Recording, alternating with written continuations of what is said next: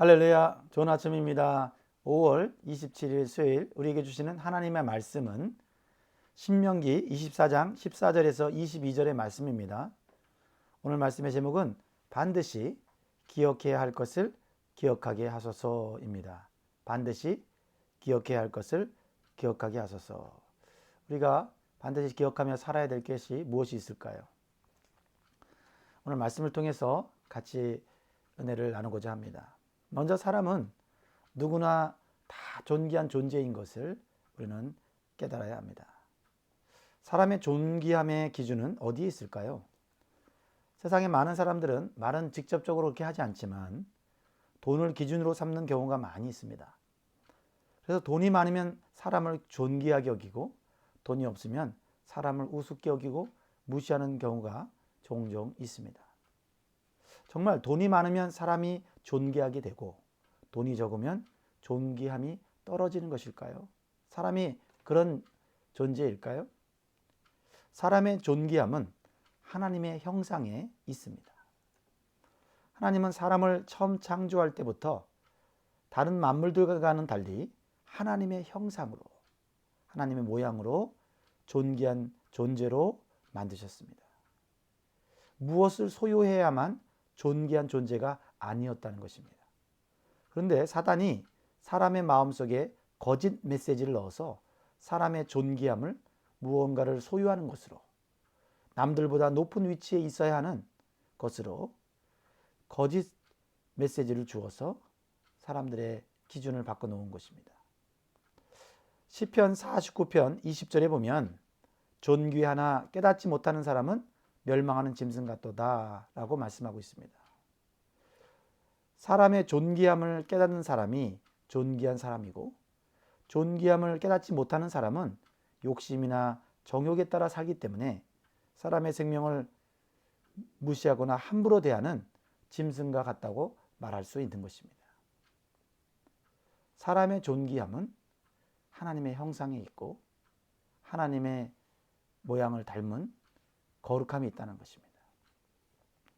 오늘 본문 말씀이 주는 교훈은 돈이나 물질로 가난한 사람에게 고통을 주거나 비참하게 만들지 말라는 것입니다. 사람은 누구나 존귀한 존재이기 때문에 경우에 합당한 대우를 받아야 합니다. 사람을 존귀하게 여기는 태도는 사람을 존귀하게 만드신 하나님을 높여드리는 올바른 태도입니다. 그래서 하나님께서는 사람을 존귀하게 여기는 사람을 범사에 축복해 주시겠다고 말씀하십니다. 그러면 사람을 존귀하게 여기기 위해서는 어떻게 해야 될까요? 첫 번째, 상대방의 입장에서 생각하는 습관을 가져야 합니다.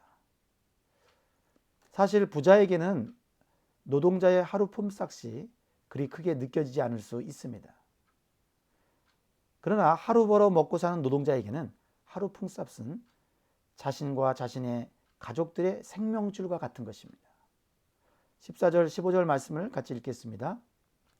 곤궁하고 비난한 품꾼은 너희 형제든지 내 땅 성문 안에 우고하는 객이든지 그를 학대하지 말며 그 품삯을 당일에 주고 해진 후에 미루지 말라. 이는 그가 가난함으로 그 품삯을 간절히 바람이라. 그가 너를 여호와께 호소하지 않게 하라. 그렇지 않으면 그것이 내게 죄가 될 것임이라.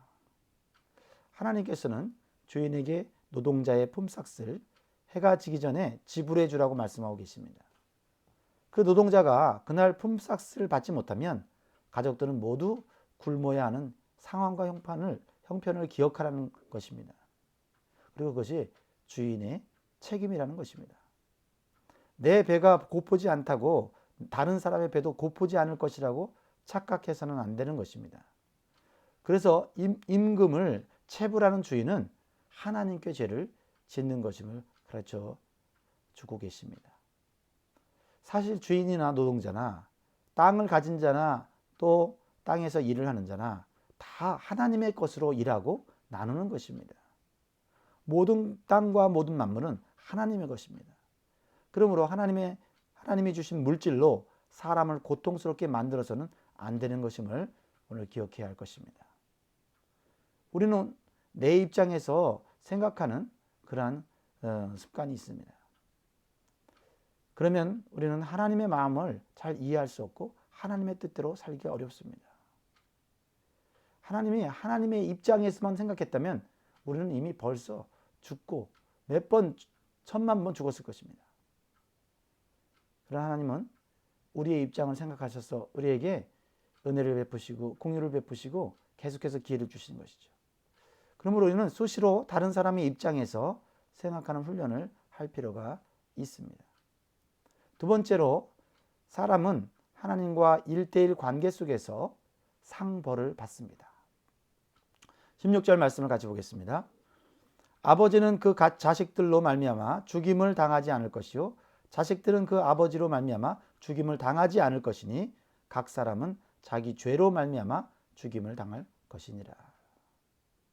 이 말씀은 각각 자기가 지은 죄에 대한 벌을 받게 된다는 말씀입니다. 거꾸로 말하면 사람이 하나님의 상과 복을 받아 누리는 것은 각자의 행위를 따라서 받게 된다는 것입니다. 모든 사람은 하나님과의 1대1의 관계 속에서 살아가고 있는 것입니다. 그런데 출애굽기 20장 5절에서 6절에 보면 이런 말씀이 있습니다. 그것들에게 절하지 말며 그것들을 섬기지 말라. 나 내 하나님 여호와는 질투하는 하나님인즉 나를 미워하는 자의 죄를 갚되 아버지로부터 아들에게로 3, 4대까지 이르게 하거니와. 이 말씀을 잘못 해석하면 아버지 죄 때문에 아들까지도 그 죄로 말미암아 징계를 받은 것으로 생각할 수 있습니다. 아닙니다. 아버지 죄의 영향을 받은 자녀손들이 각각 죄를 지어 징계를 받는다는 것입니다. 그래서 부모의 영향력이 중요하다는 것이죠. 만약 아버지가 하나님께 심판받을 악한 사람인데 그 자녀가 선한 사람으로 살면 하나님은 그 자녀에게 복을 내려주시는 것을 알아야 합니다. 성경에서 우리는 그것을 찾아볼 수가 있습니다. 히스기의 아버지 아하스 왕은 매우 악한 왕이었습니다.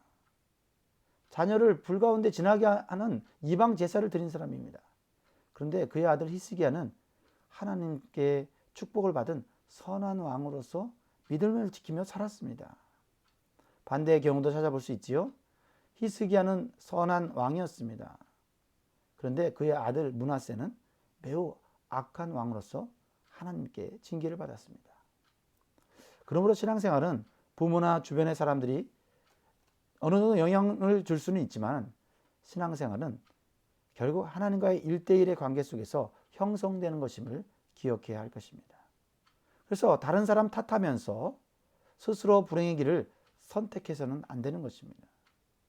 주변 환경이나 다른 사람 탓하지 말고 하나님만 바라보면서 신앙생활 하시면 하나님은 우리에게 복된 길로 인도해 주신다는 사실을 기억해야 합니다.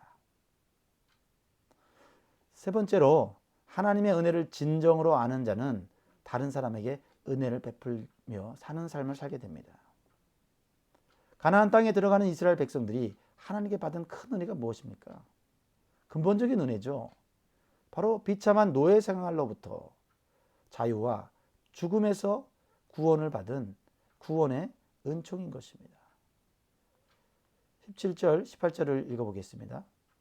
너는 객이나 고아의 송사를 억울하게 하지 말며 과부의 옷을 전당 잡지 말라.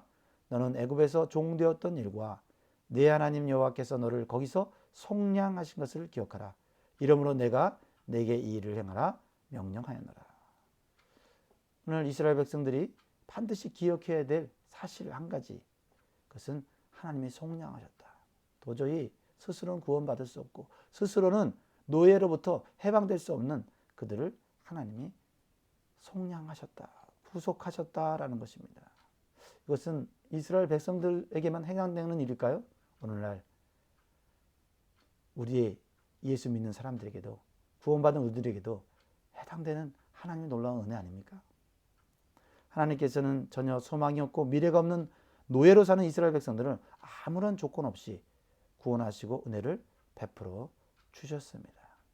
그래서 하나님의 백성은 이러한 하나님의 은혜를 결코 잊지 말아야 됩니다. 그리고 하나님의 백성의 특징은 이런 은혜를 알기 때문에 은혜를 베풀 수밖에 없다는 것입니다. 우리는 그 받은 은혜를 잊지 않기 위해서라도 가난하고 연약한 이웃들에게 자비와 긍휼을 베풀어 주어야 할 사명이 있다는 것을 깨달아야 합니다. 그래서 오늘 본문 말씀에 반드시 기억해야 될 것은 무엇입니까? 하나님께서 우리에게 주신 것 중에는 가난한 사람들의 몫이 포함되어 있다는 것입니다. 전부 내 것 아니라는 겁니다. 내가 번 것에 하나님 것이 있듯이 또 내가 번 것에는 다른 사람, 연약한 사람, 고통받는 사람을 위하여 주신 것이 있다는 겁니다. 이것을 깨닫고 구제를 실천할 때 하나님께서는 계속해서 복을 주신다고 말씀하셨습니다. 19절 말씀을 읽겠습니다. 네가 밭에서 곡식을 벨 때에 그 한 뭇을 밭에 잊어버렸거든 다시 가서 가져오지 말고 나그네와 고아와 과부를 위하여 남겨두라. 그리하면 내 하나님 여호와께서 내 손으로 하는 모든 일에 복을 내리시리라. 밭에 수확한 모든 곡식이 그 수확한 사람의 것이 다 아니라는 것입니다. 남겨두라는 것입니다. 그러니까 우리는 우리가 수고하여 버는 물질 안에는 나와 내 가족을 위해 먹을 것만 들어있지 않다는 것을 깨닫는 것이 중요합니다. 이것을 깨닫지 못하면 결국 남의 것을 빼앗는 죄를 짓는 것이 되는 것입니다. 20절 21절에 보겠습니다. 네가 내 감람나무를 떤 후에 그 가지를 다시 살피지 말고 그 남은 것은 객과 고아와 과부를 위하여 남겨두며 21절 네가 내 포도원의 포도를 딴 후에 그 남은 것을 다시 따지 말고 객과 고아와 과부를 위하여 남겨두라. 여기서 객과 고아와 과부를 위하여 남겨두라는 것은 내 것을 남겨두라는 것이 아니라 하나님께서 그들을 위해 주신 것을 건드리지 말라는 것입니다.